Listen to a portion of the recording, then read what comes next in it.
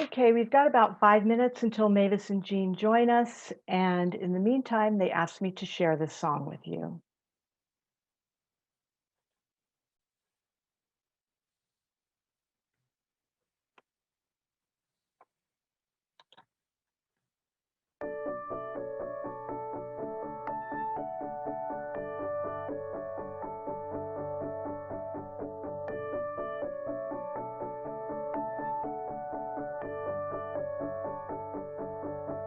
Just another lonely night inside these walls,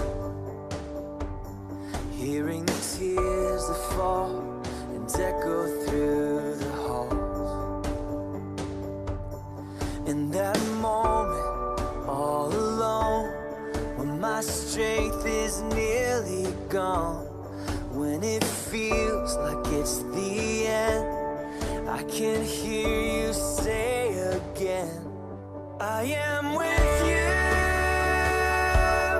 I am with you always. You don't have to be afraid. I'll be comfort through the pain. I am with you. I am with you always. Know that I'll be right beside you, even on the hardest days. I'm with you always.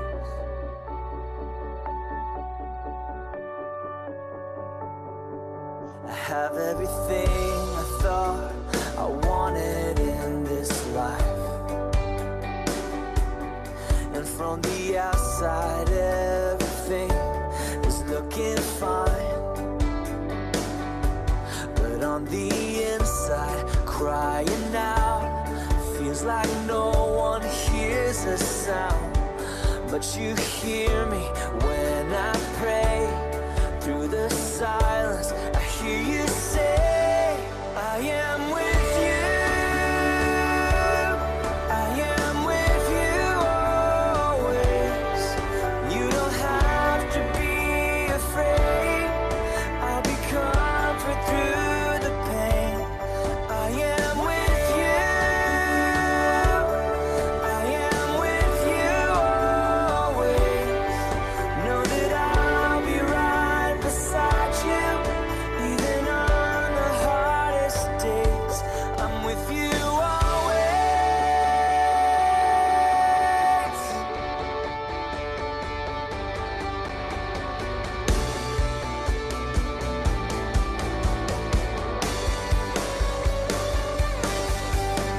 For every moment of your life, for every smile and tear you cry, even when your heart will break, when it feels like more than you can take, through every single sleepless night and every battle that you fight, from now until the end of time, the end of time. I am with you. I am with you always. You don't have to be afraid. I'll be comfort through the pain. I am with you. I am with you always. Know that I'll be right beside you, even on the hardest days. I'm with you always. I'm with you always.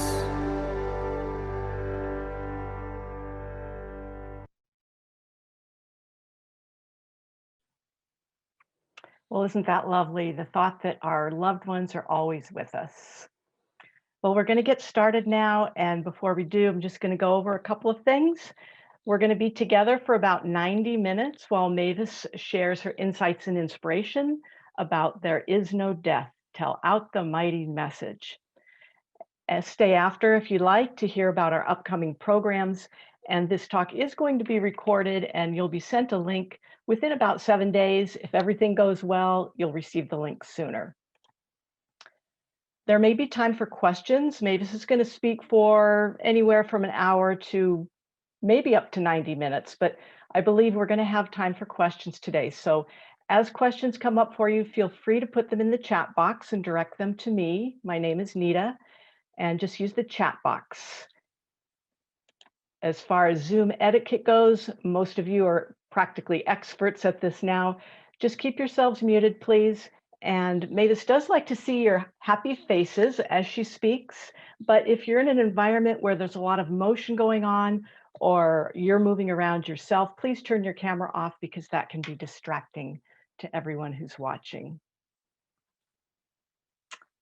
Okay, now I'd like to introduce you to Mavis and Jean. You're not going to see Jean because she's sitting just off camera with Mavis. She's literally Mavis's right-hand woman. She has a background in education and so is very much involved with Mavis's teaching programs and does teach alongside Mavis. For Mavis, for most of you who are here, she needs no introduction, but for those of you who are attending for the first time, Mavis has been a medium for well over 55 years. She's internationally recognized and highly respected in the mediumship community. She's sought after by many of the spiritualist churches all over the world for her excellent inspirational speaking and her incredibly accurate mediumship. She's also been a tutor, a mediumship tutor for decades now, having taught at the Arthur Findlay College for many years, and for a time she was the head tutor.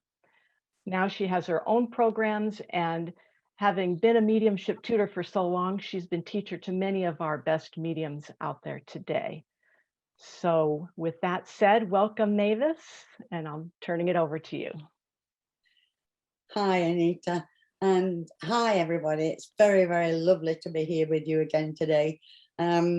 Actually, it's nice to be talking about something I believe in. Normally, what I'm saying when I'm talking to people is, this is my opinion, and my opinion eventually becomes my belief. But this definitely is my belief that there is no death. That really what happens is this transition that takes place is quite a natural way of stepping from one world into another. And I'd just like you to think about how many worlds we've got in this world, and then try to think about it in the wider sense of the spirit world. It becomes a bit complicated, but we have towns, we have cities, we have countries.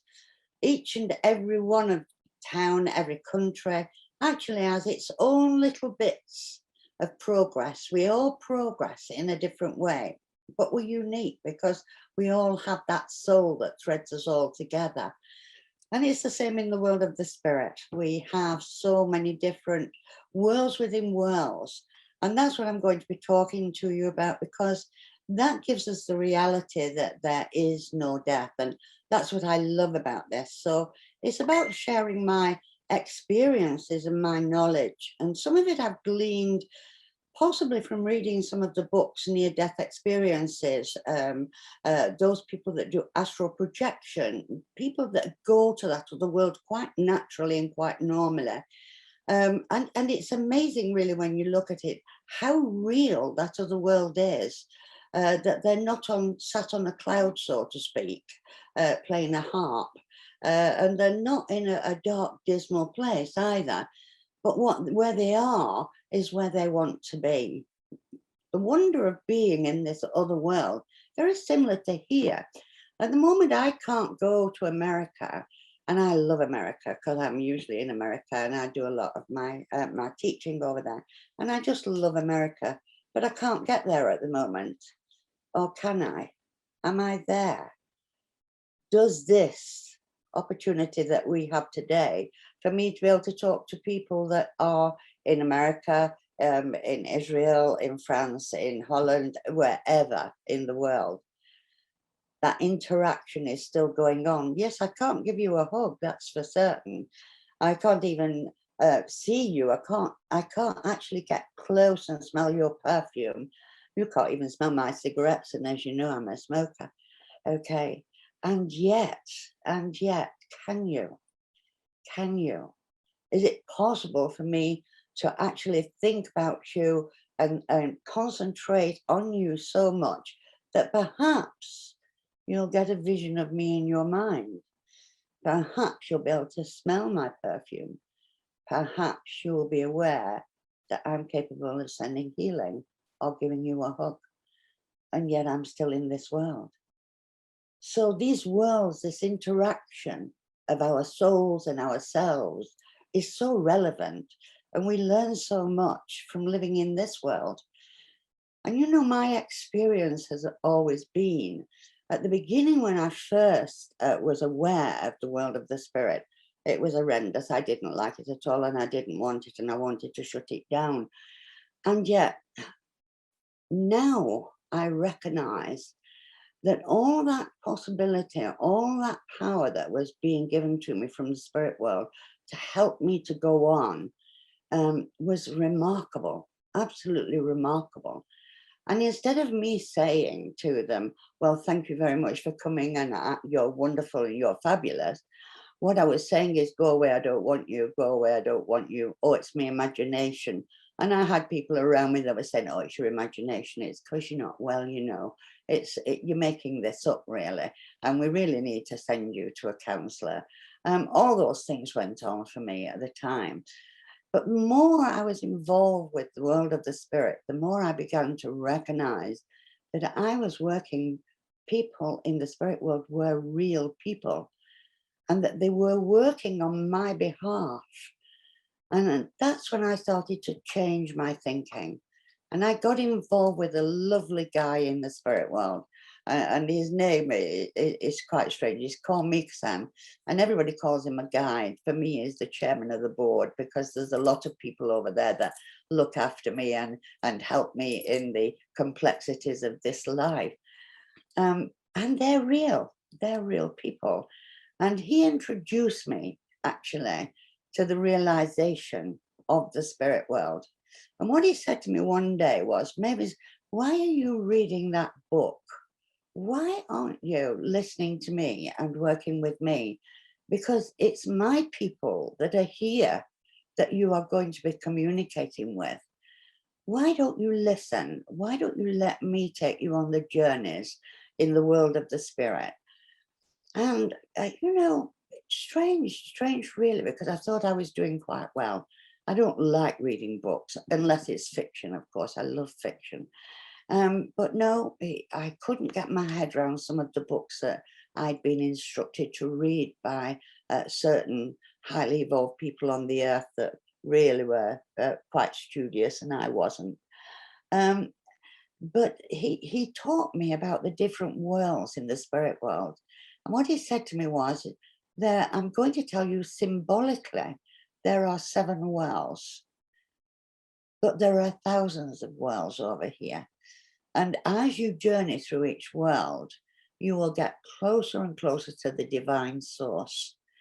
But for you and I, he said, we will be working really basically with 3 worlds. That's the worlds we will be working with. So I'm going to actually work with those worlds for you today. Now, this is my belief.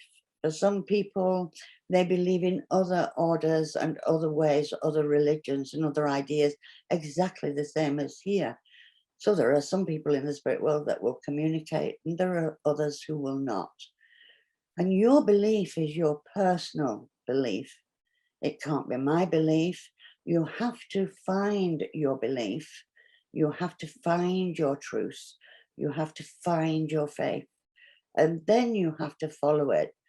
And when I came into the movement, it wasn't easy to be a medium, because there were a lot of people saying you can't suffer a witch to live, and this is terrible what you're doing, and you shouldn't be doing it. And quite a lot of people try to put you off at the beginning. But you know, when I was working with the world of the spirit, I knew that I was working with sensitive, lovely people that really all they wanted to do was communicate with somebody that had been left behind. Well, not really left behind. We can't be left behind.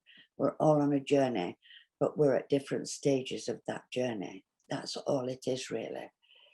But you know, there's a lovely, lovely quotation that I just absolutely love.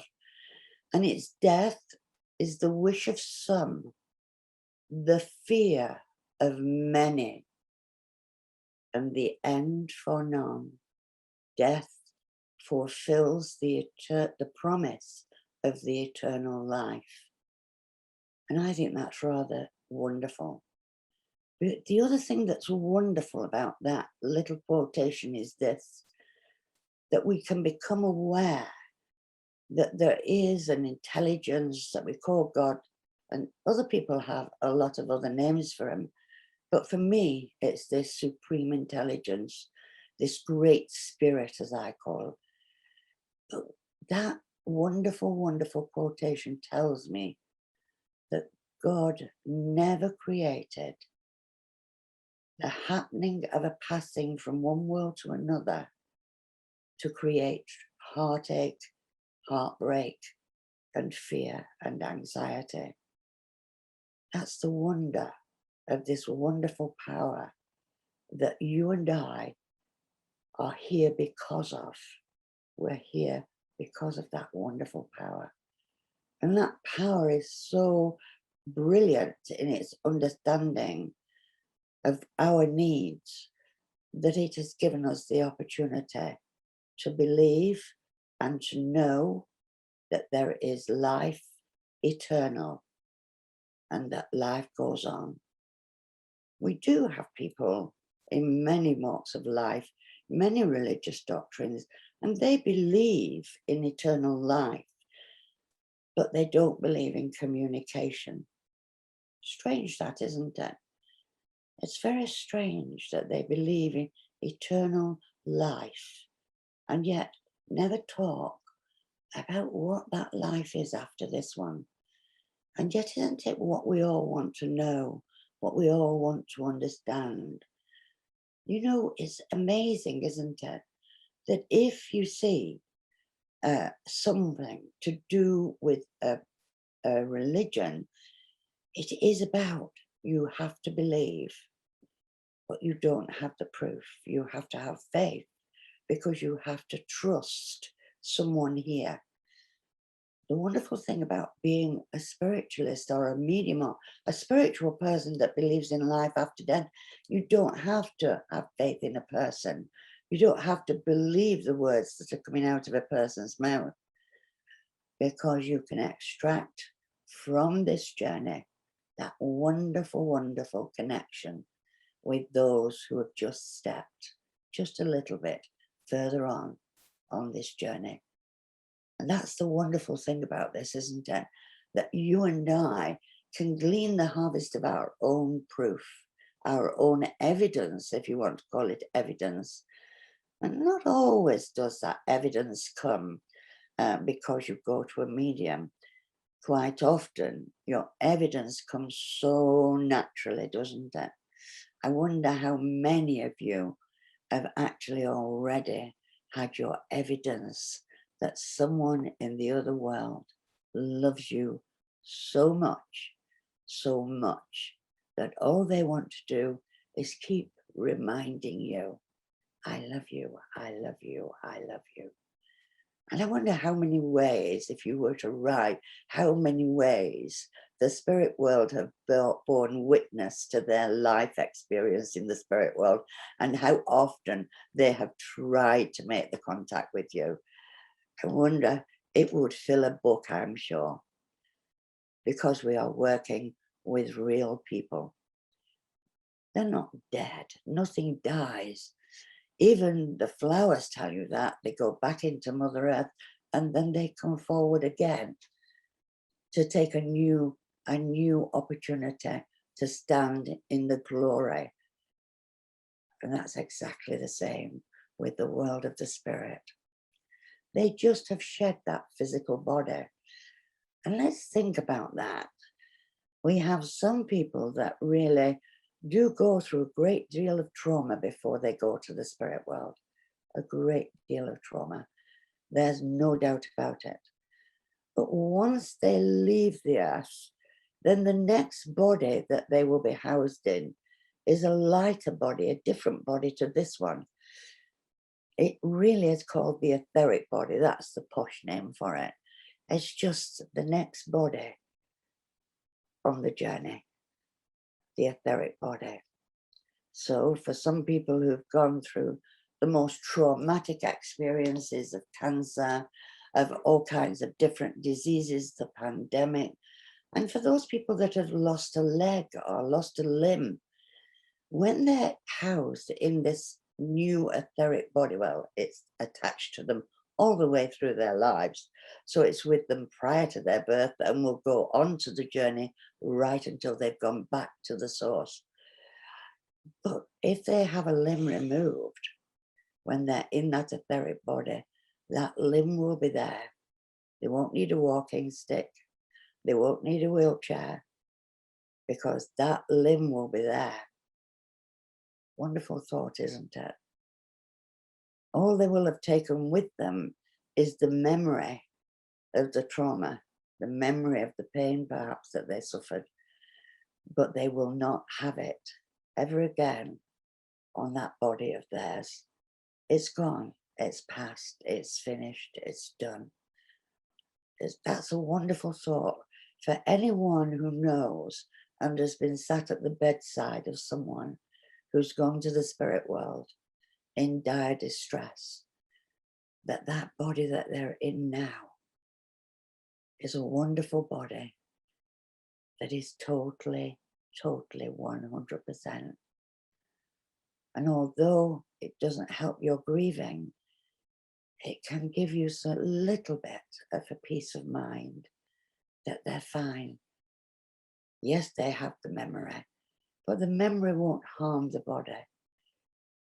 The memory will eventually find its own way in the past. And that's the wonderful thing about it as well. So the overall view that I'm trying to put across to you here is that these people that live in the spirit world, where are they? We always say they come down or they're looking down on us. That's what they say when you hear it. And when you hear any music or any song, it'll say, they're coming down, they come down. I don't believe they do, because I believe they're here and now. So they're in the room with you. When you think about them, they're there.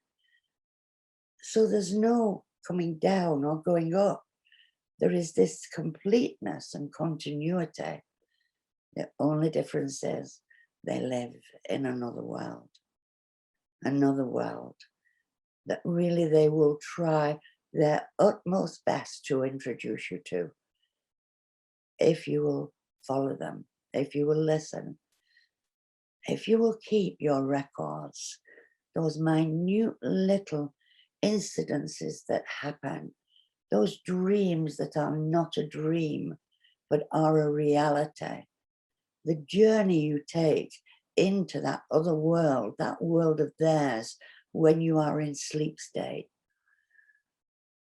All this proof, all this evidence, building within your being a solid belief that there is no death. And that's why we can tell out the mighty message. However, if we're going to do that, we have to understand, don't we, that there are some people that live on earth, you know, it's not possible for them to believe in it. It would be too much for them. So we can't go out and beat a drum and say to people, you've got to believe it. We can show them by living what we believe. Living what we believe. Not stopping people in a supermarket or telling them on the bus, but actually just letting ourselves glow with the truth that we hold dear to ourselves. And I believe that's right. But you know, you have also got to recognize that there are some people in the spirit world that won't feel that they've got to come back. They won't feel that they've got to come to a medium to prove that they are still around you. They may just want to bring their essence. That may be enough for them. Just to be close to you may just be enough. And I hear people saying, oh, well, I want my evidence. I want to know the name. I want to know this and I want to know that. And I think to myself, oh, that poor father in the spirit world, that's, you know, all he wants to say to his son, well done, you looked after me brilliantly and I love you, is now being put through the mill of having to come up with what we call evidence. And in their world, you know, it's not always easy to actually communicate, but it's always easy for them to be in your presence. So they may not use media. It may not be right for them, but it will always be right for them to be in your presence. And they will try so hard. They will take so much of your love and they will use that as the power that makes them ever closer to you, more endearing, more loving, and more caring. There are different ways, aren't there, as well, of going to the spirit world, of dying, illness, accidents, murder, euthanasia, suicide, all those things, all those labels for going to the world of the spirit. And yet, you know, when they are arriving in the spirit world, those labels mean nothing. They are gathered in with love. They're gathered in with peace. And they're gathered in with support. And the world they go to is called the mental world. This is the first world because it's dense, it's more like here. And for some of them, of course, if they've gone over in accident conditions, they'll have a little bit of a problem. You can imagine, you can't you, a youngster going to the spirit world and saying, and when grandmother and grandfather come to greet him, and you know, if he's in his teens or his early 20s, and he says, what are you doing here? Because you've been dead a long time. How come I can touch you? How come I can see you? How come I can hear you? So it must be quite a shock sometimes when they go over in a sudden way. But you know, the spirit knew that they were going. There would have been a call going out. They would have been gathering around. Because there's no, you know, there's no limbo. There's no waiting to arrive in the spirit world. You let go of this hand and you hold on to the next hand. Quite a wonderful, wonderful, privileged occasion. And I'm not sure if any of you have had the opportunity to be, I'm going to say privileged, to be around when someone's passing to the spirit world. But it's an absolute honor and a privilege. And quite often you find that you can feel the essence of the other world drawing close, ever closer. And quite often, you know, the person who is so sick and ready to go actually will just rise up a little as if I see my mother. And you can see the joy in their face as they make that transition from this world to the next. So you see, no one, no matter how they go to the spirit world, will ever arrive in that mental world on their own without guidance, companionship, warmth, and loving care. How long does it take for them to be able to communicate back? 2 minutes? 2 seconds? It depends on their need and their want and their desire. There's no time limit that says they can't return.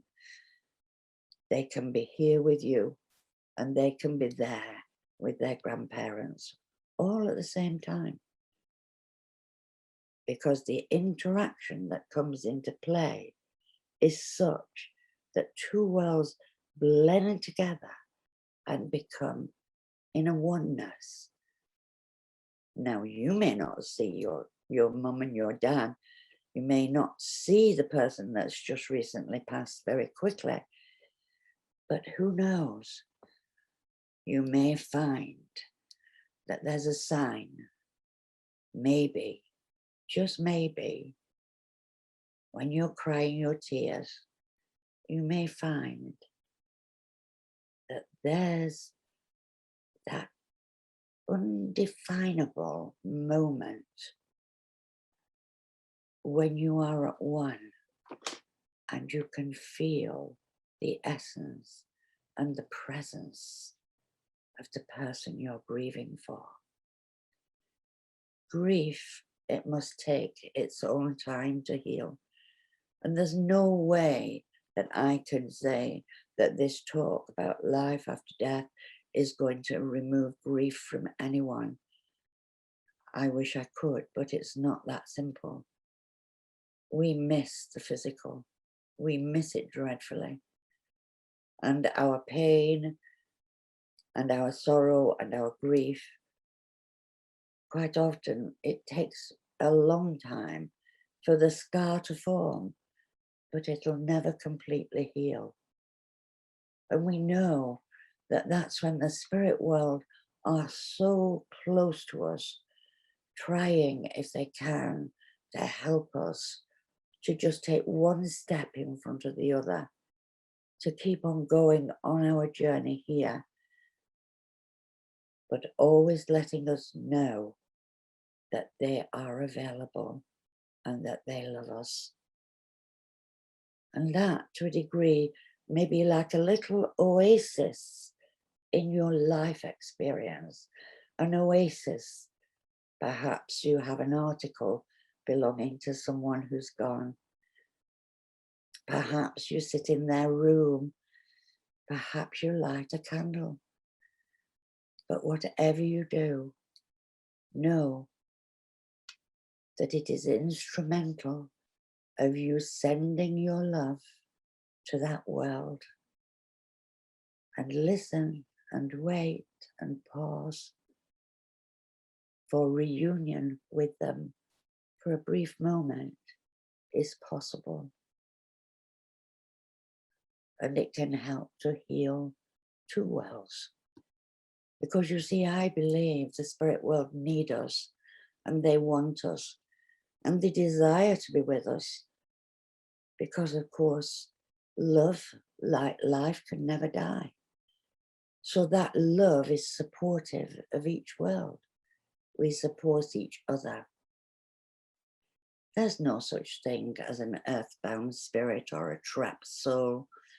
All they want is to be recognized. And they make a choice, you know, just as you make the choices here, whether you're going to believe this or you're going to say, no, this is a load of hogwash, okay? You have the choice. It's your responsibility to actually look at that. And it's the same for the world of the spirit. They can accept that they're in the mental world, moving on to the etheric world, or they can say, no, that's not what I want to do. What I want to do is stay with my mum, my dad, my sister, my brother. That's where I want to be. So they're not trapped. It's the choice they made. And I know of stories that have happened to me in my lifetime where I've borne witness to the fact of people, youngsters that have gone over to the spirit world, but they've chosen not to move on through all these vistas that there are, but to actually look and to actually want to be helping the people on earth, helping them in such a way. And you know, it mustn't be very nice for them to be called a ghost or a spirit entity or something like that, when all they're trying to do is help. But we do have a tendency to label people very quickly, don't we, you and I? And of course, if we look at that, heaven's where you're loved most of all, you know. That's what they tell us about heaven. Heaven is about love. That's what they tell us. Well, for you, member of your family or a very dear friend of yours, heaven must be in your heart and in your home and in your mind and in your being, because you love them. And you can feel that some of them are like homing pigeons. I want to be home. I want to be where heaven is. I want to be around the person who cares so much for me. And I often think when our tears are falling, it's like an arch, like a beautiful, beautiful arch that spans out to the spirit world and says, we miss you. And then that beautiful feeling of love that can come from the spirit world that dry our tears won't heal our broken heart, but it will help a little. And it will give us some relief. What a beautiful thought that is, isn't it? But you know, it's wonderful when they are here and you know that they're in service to humanity. And I like that idea, you know. And it's a wonderful occasion to think that that's how it is. But you know, we move on. When we're in that etheric body, we don't need food, we don't need drink, we don't need anything but to be able to use our minds. That's what we use. We use our personal responsibility. We travel through our soul, we travel through our spirit, and we can go through many, many, many worlds. But I just want to tell you 2 instances, really. Many, many years ago in the UK, in Wales, there was a very, very bad accident where a siding fell on a primary school and it wiped out the whole of the primary school. I think it was over 50 something children went and the teachers went with them. And a few days before that happened, we were sitting in circle. And we were sitting in circle and Mika-san came through and said, we want your prayers now, because we know that children are arriving in our world very, very soon. You know, you think to yourself, don't you, at that point, well, why don't you stop it? If you know it's going to happen, why don't you stop it? And of course, it couldn't be stopped. It was called Aberfan. And what had happened, it was a mine. And all the coal that is not used, the ore and the coal that's dumped, it becomes a mountain. And this mountain had slipped down and swallowed up these children. A few days later, we heard about the disaster. But before Mika-san had finished that night, he said, and you know what we've designed for these children when they come? And we said, no. Well, I didn't say no because I was in the trance state, so no. Well, we've designed a Disney world for them. So we're going to take them to Disney and it will be great souls, highly evolved souls that will gently, gently nurture them round into understanding and that they have left the physical earth. What a wonderful thought that is, that all that came into being through the love for humanity, but also the ability of the soul and the spirit in that other world to create something so remarkable. My sister died quite a while ago now, but she was a wonderful sister. And I remember going to see her when she was in bed, and I said, what are you smiling about? Because she was going with cancer, which wasn't very pleasant. And she said, oh, you'll never know what, Mavis. I've just been talking to Malcolm. Malcolm was her husband who'd been dead years. And you know what he's doing for me, Mavis? I'm going to have the bungalow that I've never had whilst I was on Earth. So I'm going to have a bungalow. Now, would it have been bricks and mortar, you might ask? And of course not. But because the mind can create, that was what she knew she would visit. How long that imagery would have been left for her to understand, I don't know. And then she would have moved on. But what a lovely thing. And then you think, don't you, about that lovely saying, my father's house has many mansions. And I wonder if those mansions are created with the mind. And if these worlds within worlds within worlds are partly connected with the soul, the great spirit within, and then the mind and the concentration of the mind going forward to meet and greet new experiences. So I think that that's rather wonderful. I thought tonight, really, I'd talk about the worlds that you and I possibly are going to be more involved with, because not all of us that are on tonight, I'm sure, are going to be mediums, public mediums, I'm sure that for many of you, you're going to be content with the presence and the beautiful signs and symbols that the spirit world are going to give to you as you carry on with your journey. Actually hoping and finding the comfort and the support to take one step in front of the other, no matter how hard and terrible your grief may be. So look at the list that could happen, that the spirit world could give to you. They could make wrappings, they could knock on walls, they can flick your light switches. The youngsters like doing that. Or I think sometimes the dads like doing that, and particularly if they were ones that like screwdrivers and things like that, like to be fiddling. I think they're very good at lights. The other, of course, is feeling the cold and the heat. That's the other sense of the presence that they come. They'll attract your attention anyway they can. They can move things. They can bring a port, such as a feather, such as a flower. They can do that. They can create those things, but they can also bring you symbols, can't they? Butterflies, birds, coins. Oh, goodness gracious me, there's nothing that the spirit world can't do. Nothing that they can't do if we believe. And if we help them with our belief system, that will give the concentration for those things to happen, to manifest more. But as soon as you say, is this my imagination? You'll have lost it, because it will have broke it. Okay, so be careful in your thinking. And, they can interfere with computers and they can interfere with phones now. Would you believe it? But they can, and they do.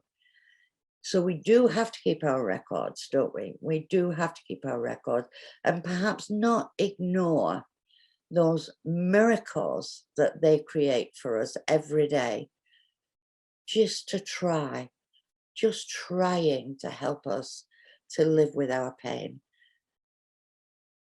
They know they can't remove that. They know what it's like. They're watching over you. They know you. And they know they can't take that away. But what they can do is they can bring you that feeling for a brief while where you get some space in your grief to feel uplifted. And of course, they live and move and have their being, not just in the mental world. We've got the mental world, and we've got the etheric world, and we've got the astral world. Those are the three worlds, really, that you and I and our families, of course, actually move through. They live within these worlds, just as you live within different towns and different cities, and you interact in that way. So does this happen to the spirit world. So when we talk about the mental level, we're talking about the transition, and we're talking about the arrival. So really what we're doing is we're talking about them settling in the spirit world, and how they settle down in the spirit world, how quickly they settle, how they adapt to being in that other world and yet still being with us. It must be very, very frustrating for them sometimes when they're giving us a hug and we don't feel it, when they're actually talking to us and we can't hear them. It must be for them not a different kind, it must be a different kind of grieving process, I believe. Because they've not lost us, we're still with them and they're still with us.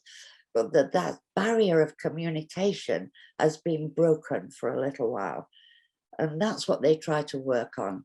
But in that first level, they will be resting, they will meeting up with people, they'll be getting used to how they move through the mind, how they move through the essence of love to make the contact here. And then there's another world. And this second world is an important world for them. So they will have been in the spirit world quite a while. And they'll go to what is called the etheric world. Now, they will be reviewing their whole lives. So we don't have a man sat on a throne doling out justice. We don't have anybody over there that's going to say we were a bad person or we were a good person, only ourselves, because we will be going into our own life review. And this is important. This is really, really important that we understand this, because this is where, when they've got their life review, they start to want to interact with you more.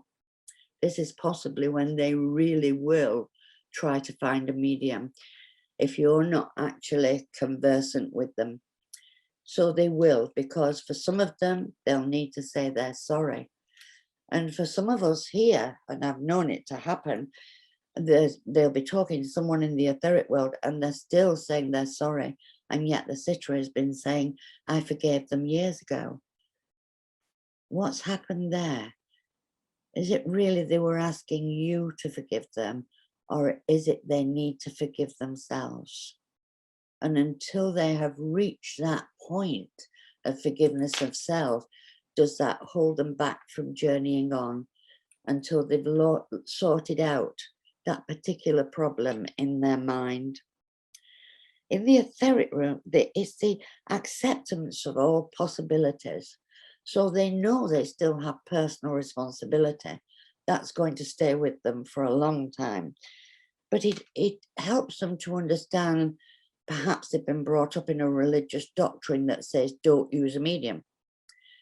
You know, it's okay to go and let them know your essence is there, but don't use a medium because it's against the religion. So the learning to understand that all religions have goodness within them, but perhaps one religion doesn't have it all. That if we extracted from each religion the purity of the spiritual philosophy, then perhaps we would be getting somewhere. But of course, man's inhumanity to man doesn't allow that.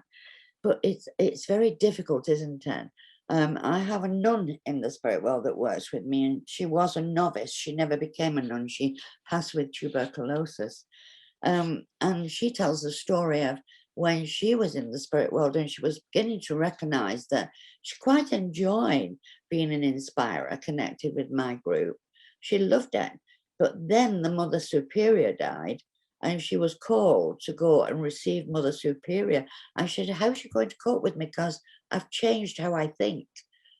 I still believe, I still say the prayers, I still want to light the candles, I still want to be in the church, I still want to be there for the services, but I still have this need to believe in the truth that life continues after death, and communication is very relevant. And she was quite worried for a while how the Mother Superior would receive her. Because of course, there's no larynx, so there's no voice. The physical voice is gone. So all it is a mind-to-mind thought. So how was she going to hold back her thoughts from the Mother Superior? I don't really know what the end of that story was all about. And I don't know how long it took for her to meet Mother Superior, but I do know it caused her a little bit of a headache at the time. And that's the beauty of it, isn't it? That even in the spirit world, they're still learning, they're still growing, they're still facing realities, really, that you and I are facing here, but now they're facing them in a different way.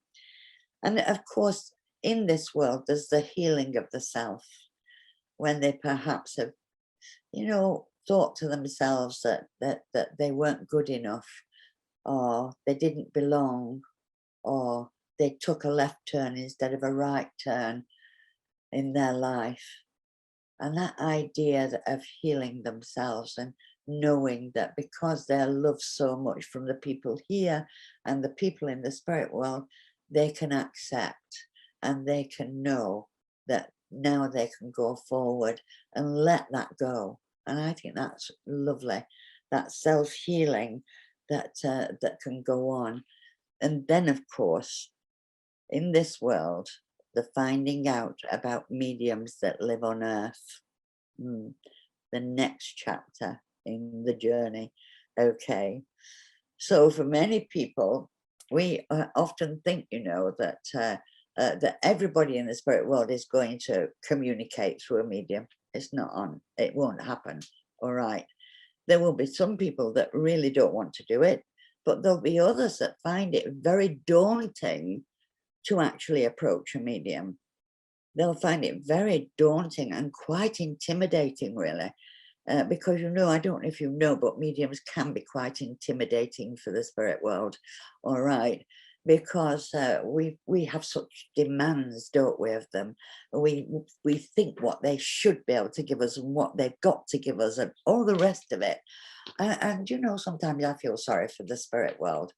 But it is true that actually, when we look at this, we've got to get ready to understand them. So if you're going to be a medium that does private sittings or public demonstrations, sometimes I think we give the spirit world a bigger headache than we give ourselves.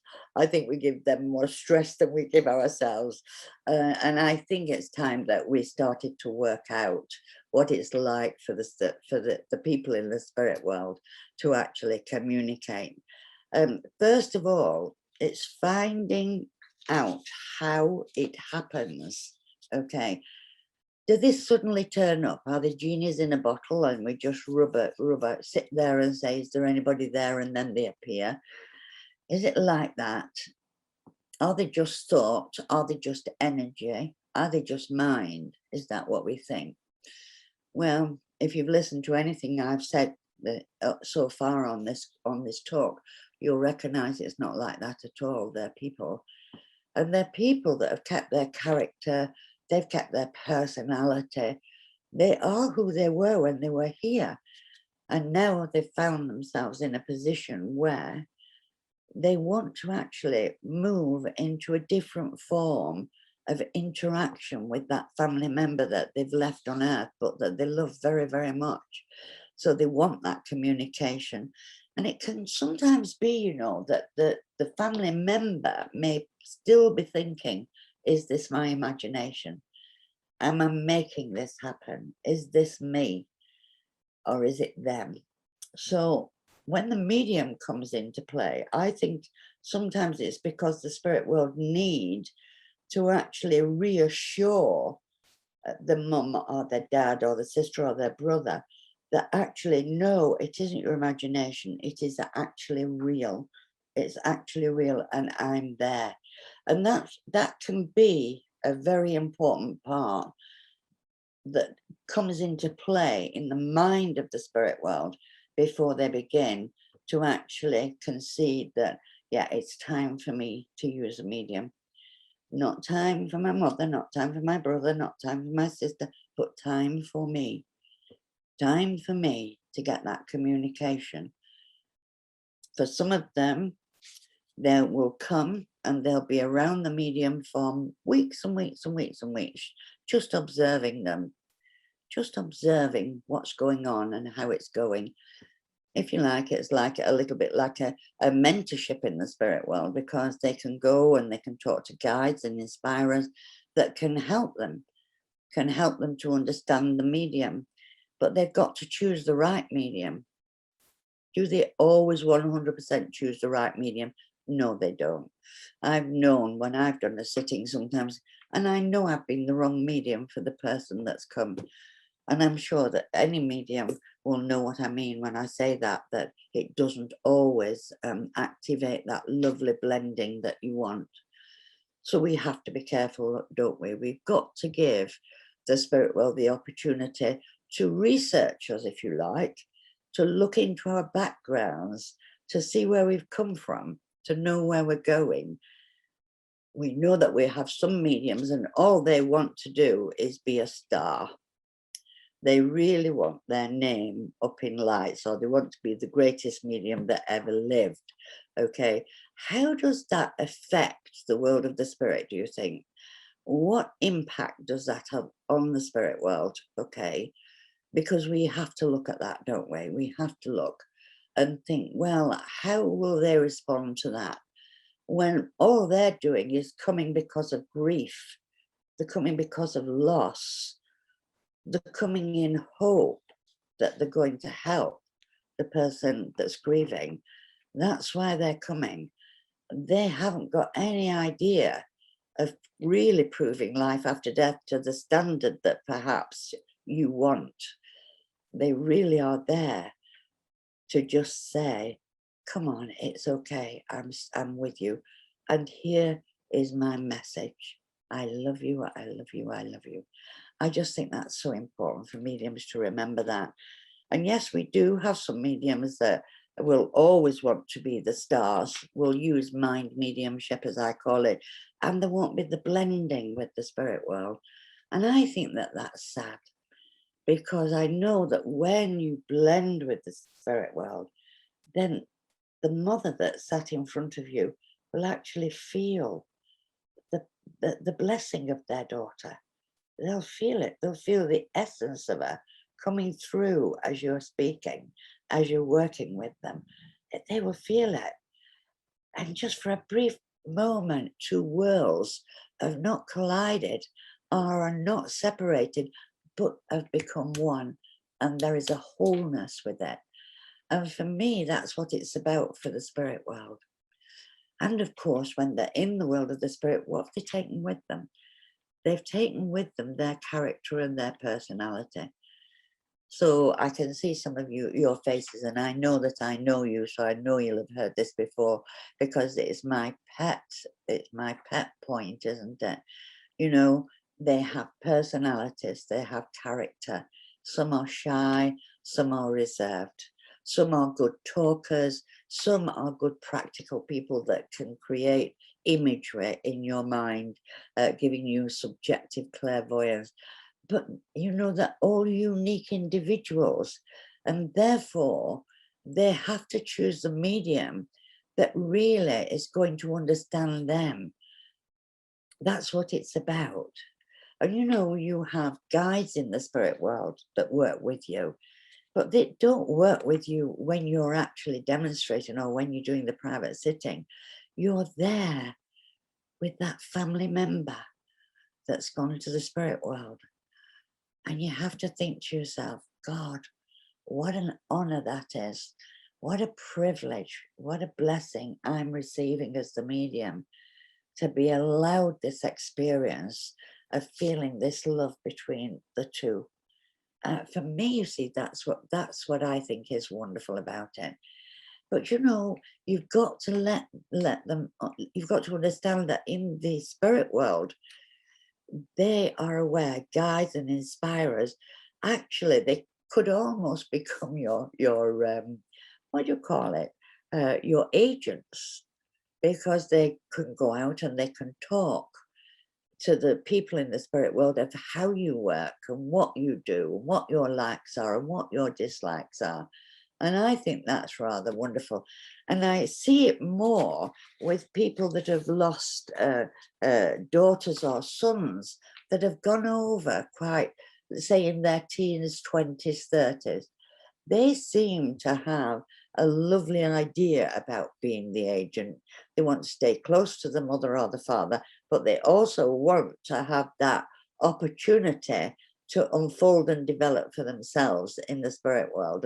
And they actually do talk to people that perhaps doubt a medium, don't believe in mediums. They'll be there talking to them. So it's a wonderful occasion, that, isn't it? So the person who needs to use the medium has to go and has to bear witness, okay, and has to find the right teacher, the right medium, the right day, the right hour, the right moment to have that sitting, and particularly if it's a private sitting. And I wonder how many of you who are mediums have heard people say, you know, I didn't come for myself. I came because my friend wanted to come. Friend doesn't get a very good reading, but you do. That has happened so many times. What has happened there is in the spirit world to convince that parent or that sister or that brother to go for the sitting, there had to be a meetup of two minds here on the earth that have talked about a medium, that got you involved with it, and then from there has been able to, if you like, bring about that contact so that that private sitting could happen. When you look at that and how difficult that must be for the spirit world, you know, they can't pick up a phone and phone you. They can't do anything like that. There's nothing. They've got to do that all from their world and impressions. So they have to send impressions into the mind of the person who wants the mother to go for the sitting, or in the mother's mind, the impression has got to be driven in. It'll never be the medium that makes that happen. It will always be the spirit world. So goodness gracious me, we have to be careful, you and I, don't we? Those of us who are mediums, that when we think about the world of the spirit, we know that they suffer long and they are kind, because they're very kind to us mediums. They really are. And the lovely thing about the spirit world is they are all forgiving. So it may not work the first time, but mark my words, they will try again, and they will try again. And they're all forgiving, and they really understand the difficulties, because they know that you are personally responsible. They know your conscious mind is going to be involved with what you're doing, and therefore you will step in and make decisions for the spirit world. That's what you will do. So they know that. So they have to love us very, very much, because basically and simply, we do make errors of judgment, don't we? And sometimes we don't blend as well as we could, or as well as we should. But I just love the idea that the spirit world just love to engage and love to understand how everything works and how to move on. So once they've done that, say, let's say, for instance, they've got the mother in the spirit world with them now, and they've also got their sister and their brother in the spirit world with them now. So there's not very many remaining on the earth that they need to care about it, because the grief is gone, the meetup has happened in the spirit world. It's going to be fine. They may move on then to another world, and this is called the astral world. Now, every time you move worlds, from what I've been told by Mika-san, you go into a finer body. The soul and the spirit remains, but you are moving. So you change roles, you change bodies. And as you change bodies, perhaps your need for the touching of the earth changes a little, because you have no need to respond to the earth in the same practical way that you did when you were trying to prove to your family that you were there. So here is where you'll start to meet the guides and the inspirers. And you know, if you have a son that goes to the spirit world, or a daughter that goes to the spirit world, or somebody, a mum can be that, a grandmother can be this, they could go to this world to get training to become an inspirer. They'll never become a guide, but they can become an inspirer to you. So they can give you the philosophy, they can give you the inspiration. But again, they can actually be guiding your mind to a different way of thinking. They can move you from one religion to another with their droplets of God, as I call it, where they drop in those wonderful spiritual thoughts for your evolution. And I think that is interesting, that part of it, that when we look at that even again, to move on into a different sphere of working with the earth, they actually go and they receive training. So it doesn't just happen. It happens because of this unfoldment that's taking place all the way through. Learning about the two worlds. And I think that it's important that they do learn the true power of thought, because they will be working with people in the spirit world that want to move your objects, switch your light on, will want to use your computer. So you will get that. Okay, so the inspirers can do that. The inspirers can work with people that are trying to actually create these happenings with the mind. I often am drawn to that film Ghost. It's one of my favorites. Even Whoopi Goldberg, when it's all wrong what she's doing, I love her. Okay, but it's the kicking of the can that's important. How he's in the railway station and he's kicking an empty can of Coke, and he kicks it and it doesn't move, and then he kicks it again and it doesn't move, and someone else in the spirit world says to him, you have to focus your mind on kicking it and then it will move. And that's exactly what he does, and he kicks the can. And in the spirit world, that's what your inspirers can help other people with that are over there. They can come back to the mental world, they can come back to the earth, they can come back to the mental world, they can go to the etheric world. They're traveling all the way through all the time, just like you can. If you believed you could touch the etheric and the astral, you would. If you believed you could go further, you would.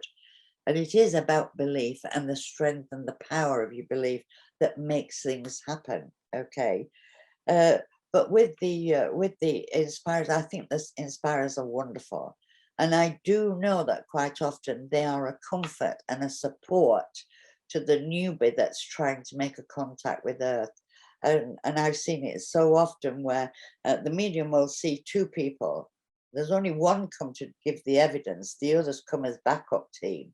And I think that's rather remarkable when the backup team comes in, and it really gives the spirit person some optimism and some positivity and some confidence, and helps them actually to progress further and deeper into the understanding of how to use a medium. Mediums are very, very complex people, and believe you me, the spirit world know that. And I think it might be wonderful when we do recognize that we are complex people, that we perhaps are not quite as critical of other mediums or of ourselves. All right, that would be a start, bit of progress, wouldn't it, for all of us as we go on.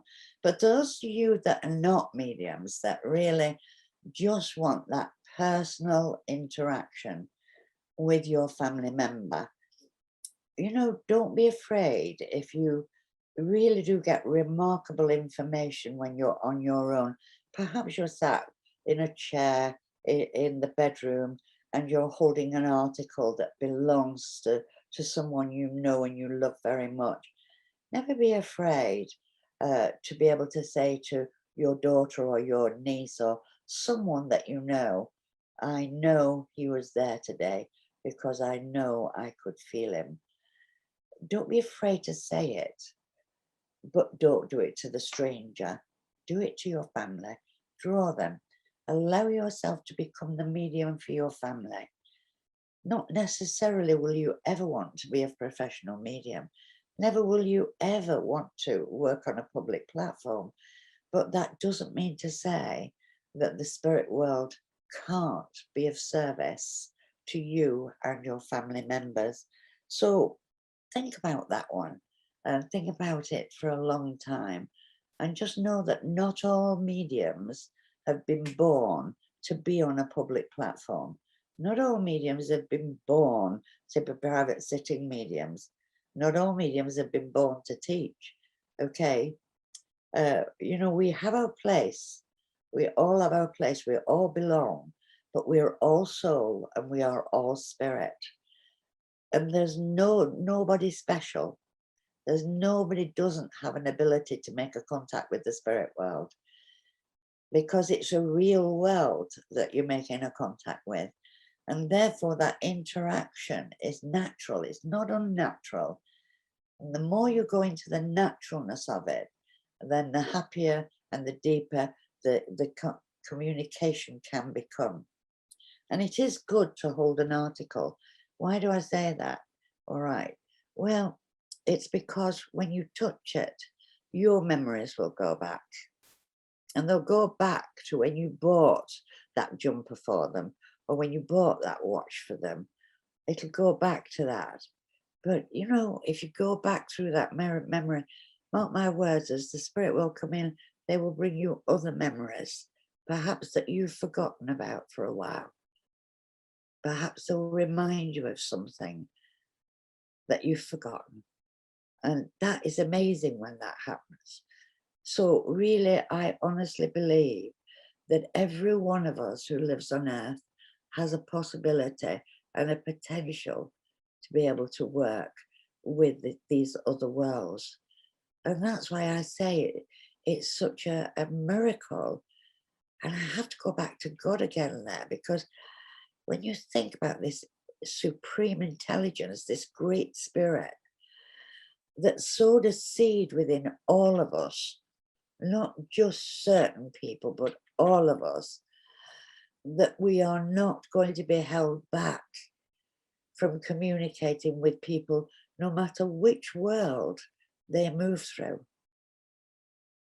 Then what a loving, great spirit we've got looking out for us, blending us so well, giving us that awareness so easily that it's possible for us to do it.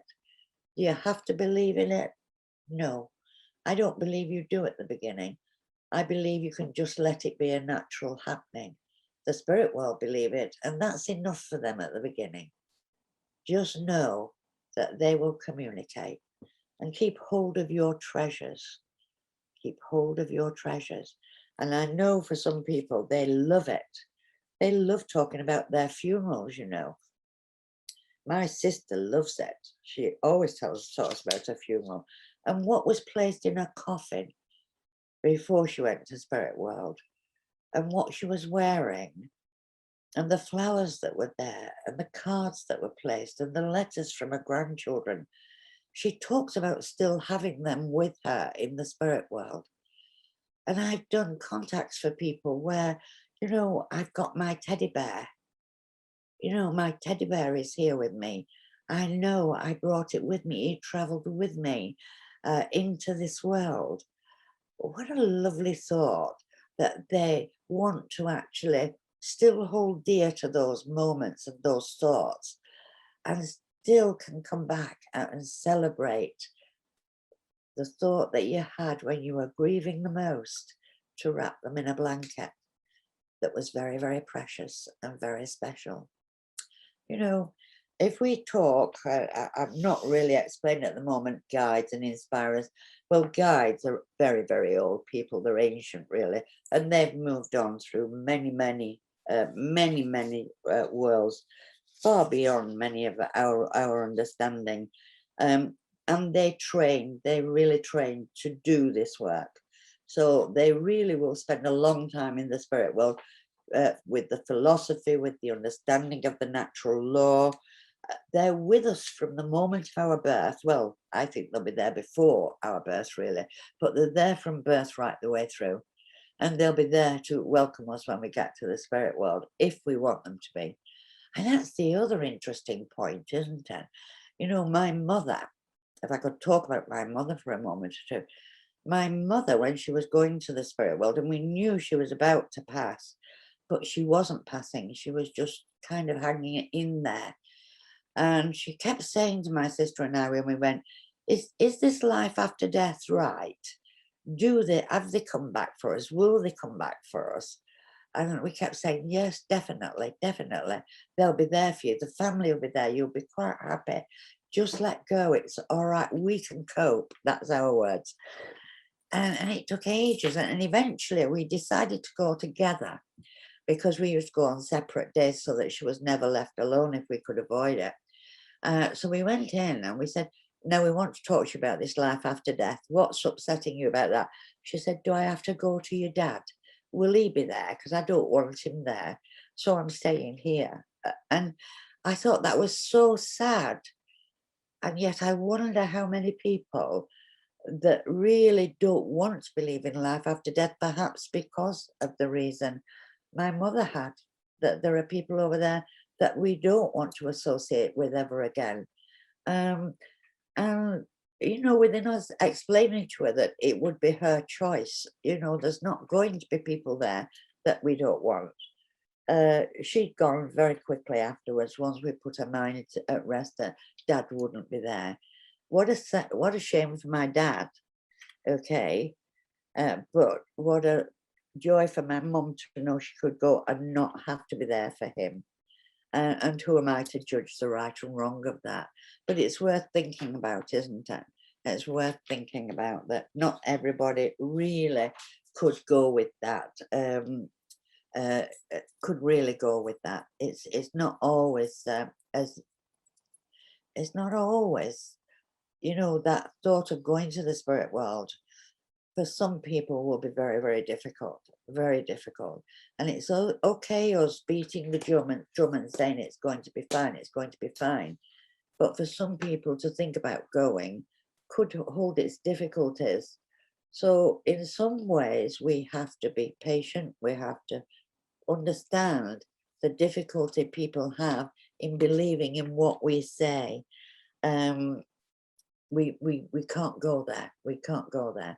We just have to hold on and then let them know by our feeling, our emotion, that all will be well when they do get there. That's how it would be good for us to go. So we know about when we're talking about guides, that guides have this all this information, and they work with us very, very closely. But they also are there to work with people that are going to be there, the philosophers that are going to come through, the inspirers that are going to work with us. So if you like, they come, but they come with their own, I'm going to say expertise for a better job, all right, better word. They have expertise. So for Mika-san, very logical, very down to earth, more taking care of me, I think. Jane is the philosopher. Mika-san is the one that will tell me off, and Jane is the one that will give me lovely philosophical talks that will make me feel wonderful. And that's the balance between the two. There are other people there that deal with the healing. There are people over there that I talk to about different types of work that I do. And we have a group of souls that are in the spirit world, and they have chosen to work with you. And that's the thing you must remember. It's not by happen chance that you've got Anne or a nun or a Chinese gentleman working with you. It's not. But you could have a coalman, of course, or you could have an electrician. It's not necessarily, you could have a housewife, couldn't you? Because it's not always these eminent people that were really eminent when they were on the earth. But think about it. They all come with a gift.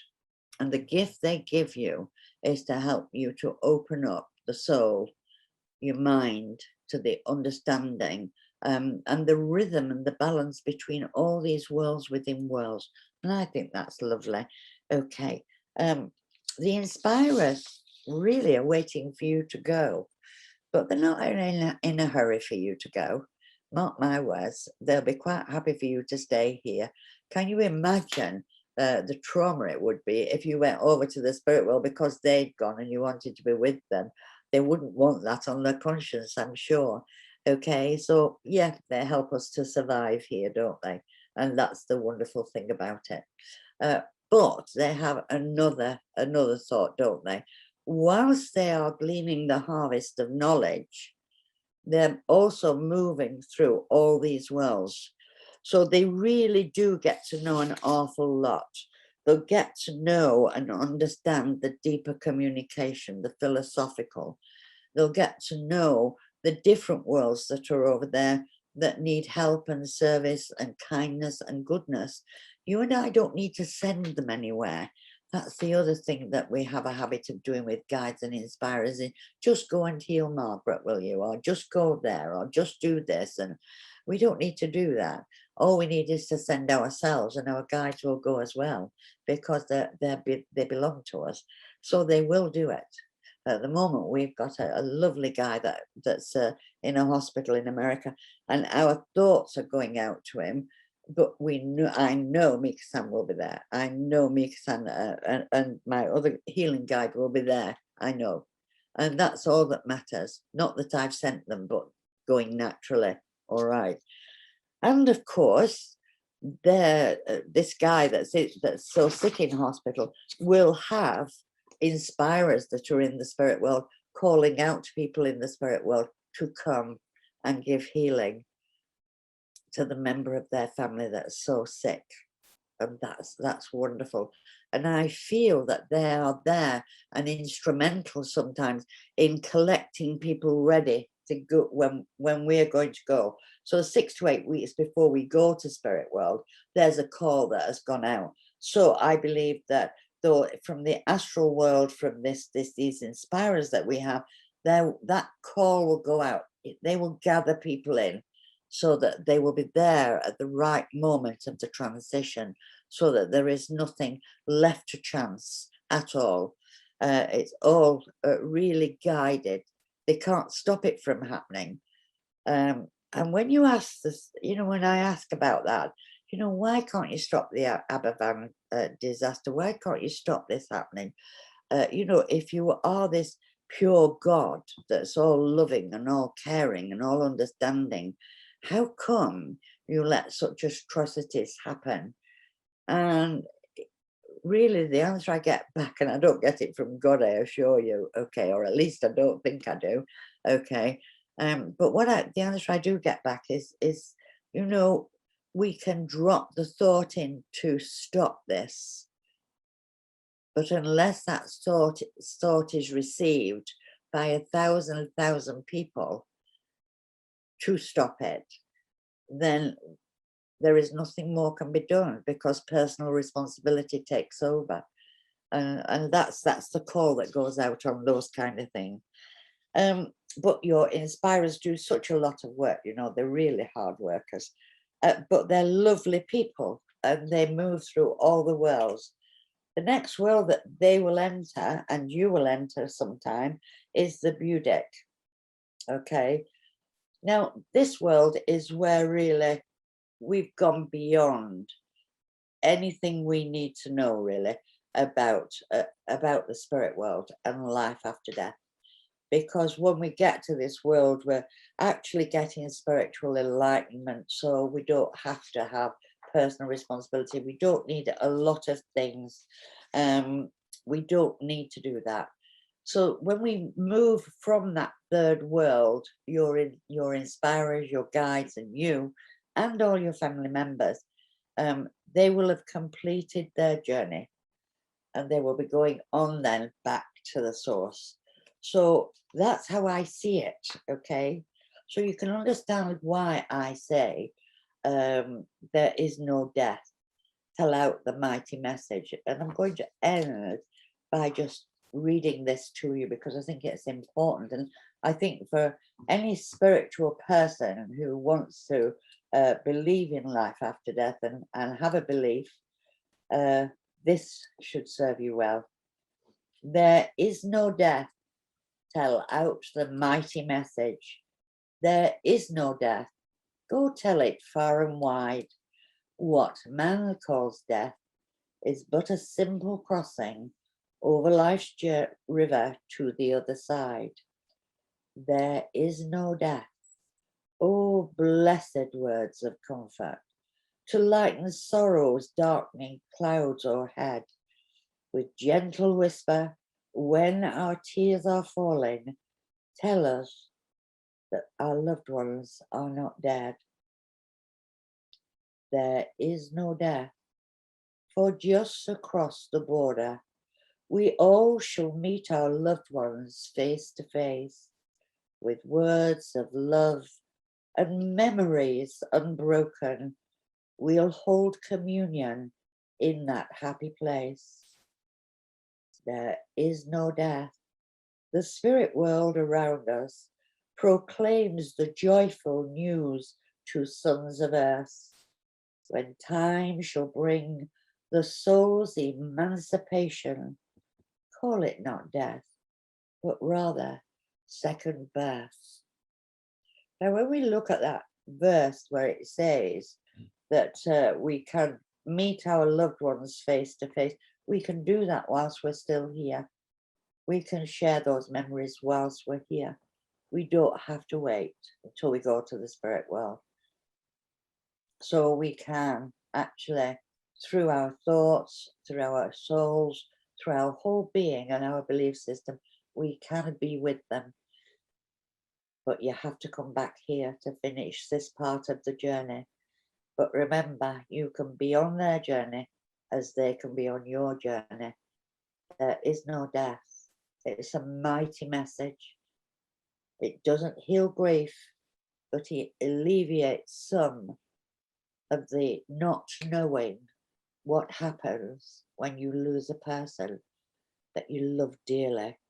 And I think that that's important, that explanation, so that we can help to explain why and where and how can they contact them.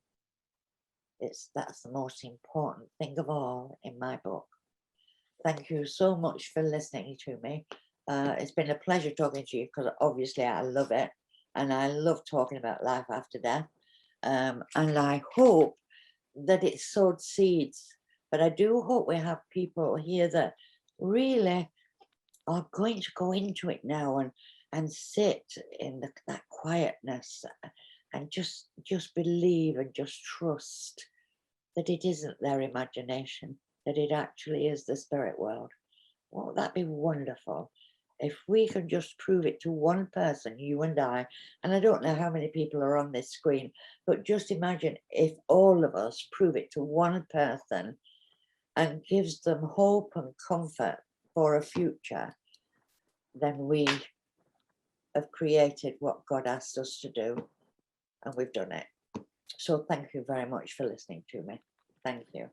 Thank you, Mavis. That was simply beautiful. So many wonderful nuggets and really some life-changing thoughts for people. So thank you for that. Are you willing to answer a few questions? We have a few minutes. Yes. Okay. So our first question, two people asked it, so I'll read both questions. One was, I would like to hear Mavis speak about our loved ones in spirit becoming helpers or guides for us in mediumship, healing, or psychic work. The other person said that in a sitting, her husband on the other side said he would be a guide and gatekeeper for her. So both of those people would like to know about their loved ones helping them with their mediumship and psychic work. Absolutely, absolutely. I'm not sure that the husband could be a guide, but it will depend. And I'm just wondering whether that lady's husband was a teacher of mediumship or had something to do with mediumship and understood the spirit world and the worlds within worlds. Because if he did, then he may be able to, go up a notch. He'll still be an inspirer, but go up a notch. Gatekeepers, we don't believe in gatekeepers now. The reason for gatekeepers it was to keep evil spirits out. And what would happen, you had to have a gatekeeper that talked to the spirit world before they came in to work with you, just in case they weren't nice people. What we know now is it doesn't happen like that. We have a one-to-one contact with them. And that happens, okay? And we never have anybody coming through that's really evil or bound or nasty. We don't have people like that coming through. We do sometimes, however, have people coming through that once said they're sorry. Now that's a different kettle of fish, and you might have to listen to why they're sorry, and that's a different story altogether, okay? So gatekeepers, they taught that from the early 1900s, okay? Emma Hardinge Britain taught it, of course, as well. But we do know it doesn't work like that now. But he sounds like a very honourable man. And, he probably just wants to look after you and is looking after you to the best of his ability. The only thing he can't do now is do the cooking, and he can't mow the lawn. But oh my goodness gracious, the other things he can do is remarkable. All right, darling. Okay, thank you, Mavis. The next question is, if there's no larynx in the spirit world because they're not physical beings, how is it that we as mediums can sometimes hear them objectively? Well, again, this is the projection, like I talked about ghosts with the kicking of the can. It's very similar to that. The control of the mind, the force and the power of the mind can actually create that sound, okay? So that's why you can hear it. So it's still coming from the spirit, but it's not coming from any vocal point. It is being passed through the mind, through the soul, through the spirit. Okay. Okay. Because they don't have anything, they don't have a need, you see. It's all mind to mind in the spirit world. It's really all mind to mind. Okay, thank you. Then our question next is there a world before we came to this one, or is this the first world we experience? I've never heard Miksan talking about a world before this one. I've never heard him talking about it. But when you listen to the philosophy that comes from the world of the spirit, they always talk about the soul making a choice of the experience of this life. So I can't really give you a factual answer on that. I can tell you that I believe that the soul and the spirit choose the identity of the person they want to work with, and it's us. Okay. They choose through the genetic, they choose through everything. That's how the soul chooses who it's going to work with. So for some of us, they will choose very, very good, strong, positive people, and then other times, other mediumistic people, they'll choose other types. But you know, it all comes from the genetic, all right. But the soul makes a choice. So we all come from the spirit world. So I should imagine there will be a platform, but you know, that's my opinion. But I've never heard Miksan talking about a world before this one, in the way it's been described. You know, I've never heard it.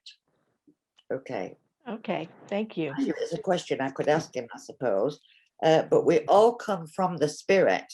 We all come from the soul, and I do know for definite that the soul chose to live within the structure of your character, your personality, your lifestyle, and the influence that you're going to bring to us. So I know that is the choice, and the conscious mind is in control of all that, but the soul rests within it. Okay. Okay, thank you. We have somebody asking who wrote the poem "There Is No Death." I don't really know, but I could check it up for you, or Gino check it up for you. It's probably somebody with a very difficult name to say. Is that in the Lyceum Handbook? It's actually a hymn from the Spiritualist National Hymn Book. So Okay. when I came into spiritualism, you know, we all used to be up there singing. We used to sing hymns in my day and say prayers and honor God. Okay. That was part of our training. So we used to sing this, there is no God, there is no death. And we used to lift the roof. Gordon used to love the roof lifting when we sang it. And anybody that's been to Stansted in those days will know what I'm talking about, because they love the singing, but we love the hymns because the hymns are glorious. So it's anonymous, so we don't know who wrote it. Okay, and that hymn book is available through the Spiritualist National Union website, isn't it? It is, yes, yes. I find it a great help. I really do. If you look at this one, you can see how damaged it is now. But it's been to every country that I've visited. And when I'm down and I can't really somehow get my mind to clear, I'll just let the hymn book open somewhere, and I can guarantee within the pages it'll have an answer for me. It'll just have an answer for me. Okay, well, we don't have any more questions waiting in the queue. So I assume this will be our ending. We thank you very much for being with us, Mavis. And for everyone who's attending, I neglected to say at the beginning, we really appreciate you taking time out of your Saturday to be here today. And I'd like to thank Nita, and I'd like to thank Jeannie, because without them, this wouldn't take place. So thank you very much. But thank you so much for listening to me. Like I said, normally I would say this is my opinion, but today I'm saying it's my belief. Okay, thank you. Thank you very much. And for those of you who would like to stay and listen to a little information about our upcoming program, feel free to do so. And thank you very much, Mavis. Okay. Sorry, Gisette, I didn't get your question in time. It just popped in. Okay, so we have right now an upcoming fundamentals program. It's a Mavis Pittilla fundamentals, and it teaches Mavis's ways and her philosophy. It's meant for people who are near the beginning of their journey. They don't have to be raw beginners, but if you've had a class here and there, you're still suitable for this class if it interests you. And Orla Falvey will be the teacher. And I'm going to pop that link into the chat box.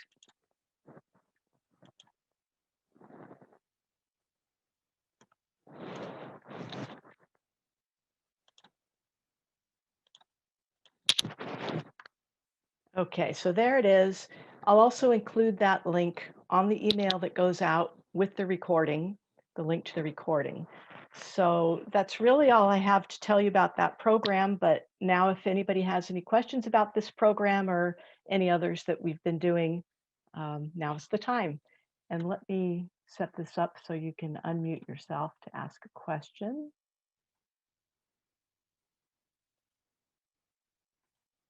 Okay, you should be able to unmute yourself, and if you have a question, feel free to do so. Yeah, hi, this is Fran. Can you hear me? Yes, I can. I can see you too. Hi. I'm already in the year-long program with Orla. Would Uh-huh. it be advantageous to me to take this fundamentals program along with that? Some of the information that you're learning in the class you're in will be repeated in the fundamentals.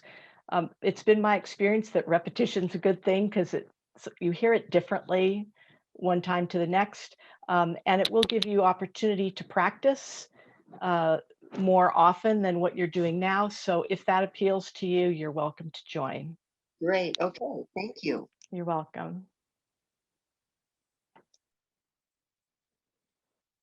Anyone else?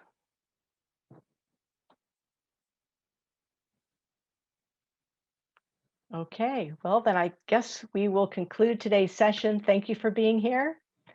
And if you have any other questions, you can feel free to email them to us. Just reply to the email that I'll be sending out with the link, or send an email to nita@spiritualexplorations.com.